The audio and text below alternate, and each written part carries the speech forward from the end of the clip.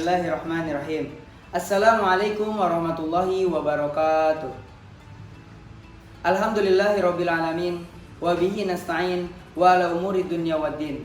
Wassalatu wassalamu ala asrofil anbiya'i wal mursalin wa ala alihi wa sahbihi ajma'in.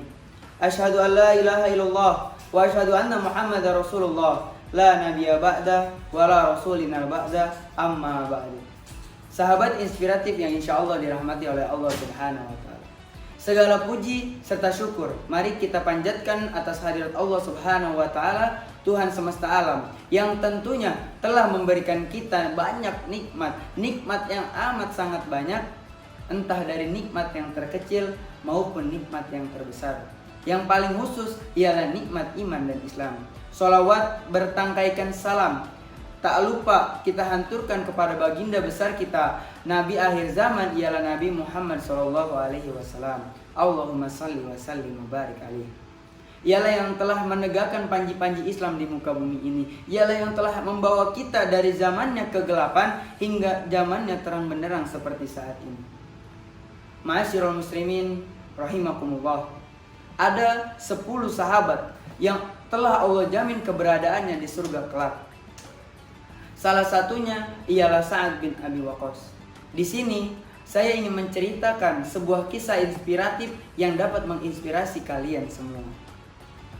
Kisah tentang seorang pemandah yang handal dan hebat. Siapakah ia? Ia adalah Sa'ad bin Abi Waqqas.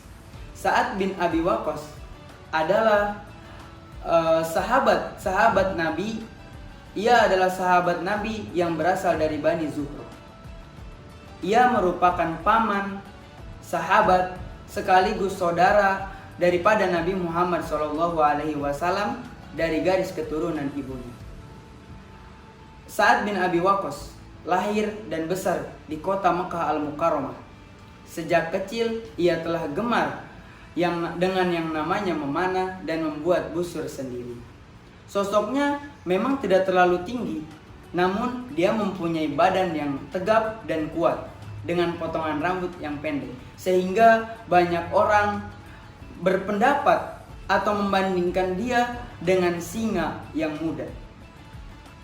Sa'ad bin Abi Waqqas dalam kehidupannya sangat membenci agama kaumnya. Mengapa demikian? Karena agama kaumnya itu menyembah berhala, menjadikan berhala sebagai alat sesembahan yang katanya mereka percaya bisa memberikan kesejahteraan dan lain sebagainya. Kemudian dikarenakan dia benci dengan agama kaumnya, ia memutuskan untuk memasuki agama Islam. Namun keislamannya sungguh amat tersayangkan karena banyak tantangan, rintangan yang ia lewati, entah dari keluarganya, entah dari kaumnya, entah dari anggota sukunya, bahkan ibunya sendiri menentang dia untuk memasuki agama Islam. Sehingga tetapi dari situ Sa'ad bin Abi Waqqas tidak menyerah, dia tetap mau memasuki agama Islam. Beberapa hari setelah Sa'ad bin Abi Waqqas memasuki agama Islam, di situ ibunya tentu tidak mau makan, tidak mau minum, menolak segala aktivitas yang biasa ia lakukan. Karena apa? Karena disebabkan oleh anaknya yang meninggalkannya, yang pergi, yang memasuki agama Islam. Sampai pada suatu hari Sa'ad bin Abi Waqqas berkata kepada ibunya, "Wahai ibuku, aku amat sangat mencintaimu, tetapi kecintaanku kepada Allah Subhanahu wa Ta'ala dan Rasulullah SAW lebih daripada itu." Mendengar keteguhan hati seorang Sa'ad bin Abi Waqqas, seorang anaknya, maka ibunya pun lelah dan menyerah. Akhirnya ia kembali untuk makan, minum, dan lain sebagainya. Sa'ad bin Abi Waqqas merupakan salah satu sahabat yang dikaruniai kekayaan yang melimpah oleh Allah Subhanahu wa Ta'ala. Tentunya sahabat ini tidak pelit.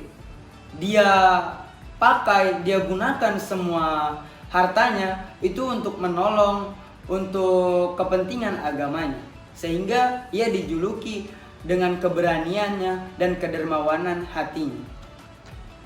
Sa'ad bin Abi Waqqas juga termasuk sahabat Nabi yang doanya itu selalu dikabulkan oleh Allah Subhanahu wa taala. Setiap kali ia berdoa kepada Allah, pasti doanya, segala permintaannya dikabulkan oleh Allah Subhanahu wa taala. Mengapa demikian? Karena Rasulullah Shallallahu alaihi wasallam pernah meminta kepada Allah agar segala doa Sa'ad bin Abi Waqqas ini selalu diterima oleh Allah.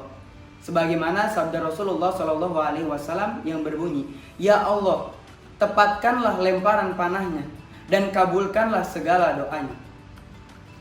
Dari doa di atas yang diungkapkan oleh Nabi kepada Allah Subhanahu wa taala tentang Sa'ad bin Abi Waqqas menjadikan seorang Sa'ad bin Abi Waqqas menjadi seorang pemanah yang handal, menjadi ahli ibadah yang doanya tidak pernah tak dikabulkan oleh Allah Subhanahu wa taala.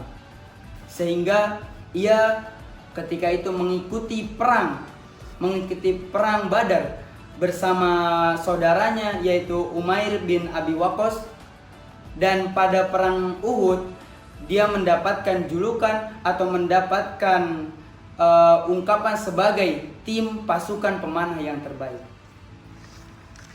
Dan dia mendapatkan kepercayaan untuk memimpin pasukan yang dipercayai oleh Umar bin Khattab ketika Umar bin Khattab menjadi khalifah pada zamannya.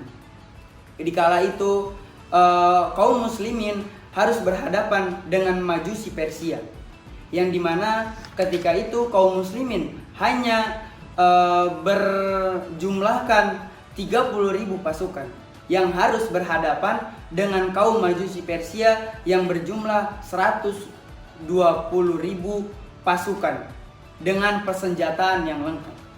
Tentu dalam ungkapan yang lainnya ini tidak akan memungkinkan untuk umat Islam memenangkan peperangan ini. Namun peperangan ini ternyata dikehendaki oleh Allah Subhanahu wa taala, sehingga peperangan ini dapat dimenangkan oleh kaum muslimin. Peperangan ini adalah peperangan Qadisiyah. Peperangan ini adalah peperangan yang bisa dibilang peperangan legendaris di dalam dunia, peperangan yang bersejarah dalam dunia. Sahabat inspiratif yang insya Allah dirahmati oleh Allah Subhanahu wa taala. Sa'ad bin Abi Waqqas wafat ketika umurnya beranjak 80 tahun. Menjelang dia wafat, dia berpesan, dia berwasiat kepada anaknya untuk mengkafaninya dengan jubah yang ia pakai pada perang Badar. Ia berkata, "Wahai anakku, kafani aku dengan jubah ini, karena aku ingin bertemu dengan Allah Subhanahu wa taala dalam keadaan aku memakai jubah ini." Sahabat inspiratif yang insya Allah dirahmati oleh Allah Subhanahu wa taala. Kemudian pada tahun 55 Hijriah, akhirnya Sa'ad bin Abi Waqqas wafat meninggalkan anaknya. Seperti permintaan ayahnya untuk dikafani dengan jubah yang ia pakai pada perang Badar, putranya pun mengkafaninya dengan itu. Sahabat inspiratif yang insya Allah dirahmati oleh Allah Subhanahu wa taala. Dari kisah di atas, dari kisah yang telah kita kutip, kita dapat mengambil hikmah bahwasannya seorang Sa'ad bin Abi Waqqas sangat setia kepada Islam dan dia mempunyai keimanan yang sangat kokoh. Yang pertama, dia mempunyai kesetiaan kepada Islam. Dia mau berperang, dia tetap berpegang teguh kepada Islam. Bahkan ibunya pun yang menentang, tetap dia tidak ingin mendengarkannya. Tetap ia melakukan hal yang dia inginkan, yaitu untuk memasuki Islam. Dia mempunyai keimanan yang kokoh. Maka dari itu, sobat inspiratif yang insya Allah dirahmati oleh Allah Subhanahu wa taala, haruslah kalian mencontoh Sa'ad bin Abi Waqqas, sekaligus Dia ini adalah seorang pemanah yang handal, seorang pemanah yang dapat digunakan dalam Islam, dalam peperangan Islam. Sahabat inspiratif yang insya Allah dirahmati oleh Allah Subhanahu wa Ta'ala. Dalam kitab Tauhid dikatakan bahwa al-imanu yazidu bitta'ah wa yankusu bil ma'siyah. Keimanan itu bertambah karena ketaatan, karena ketakwaan. Dan iman itu berkurang karena adanya kemaksiatan. Akhir kata saya ucapkan wabillahi wassalamualaikum warahmatullahi wabarakatuh.